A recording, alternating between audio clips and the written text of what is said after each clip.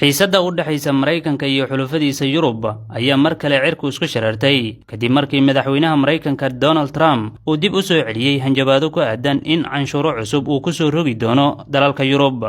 hanjabaadahan ayaa ku soo beegmaya xilli uu sii xoogaysanayo khilaafka siyaasadeed oo la xiriira jasiiradda Greenland. madaxweyne Trump ayaa marar kala duwan muujiyay rabitaankiisa ku aadan in Mareykanka uu la wareego jasiiradda Greenland, taas uu ku tilmaamay mid istiraatiiji ah oo muhiim u ah danaha amniga iyo dhaqaalaha Mareykanka. hase yeeshee dalalka Yurub ayaa si adag uga hor yimid go'aankaasi, iyagoona ku tilmaamay mid xadgudub ku ah madax bannaanida iyo sharciga caalamiga ah. Greenland ayaa si rasmi ah ugu hoos tagta boqortooyada Denmark, taas oo xubin ka ah NATO iyo midowga Yurub. mowqifka Mareykanka ayaa dhaliyay walaac xooggan oo ku saabsan amniga iyo midnimada xulafada reer galbeedka. dalal ka tirsan Yurub ayaa muujiyay taageero buuxda oo ay la garab taagan yihiin Denmark, iyagoo sidoo kale kordhiyay joogitaankooda military ee jasiiradda si ay u difaacaan haddii uu Mareykanku soo weeraro. madaxweyne Donald Trump ayaa sheegay in haddii dalalka Yurub ay ku taageeri waayaan in uu la wareego jasiiradda Greenland, uu ku soo rogi doono canshuuro dheeri ah.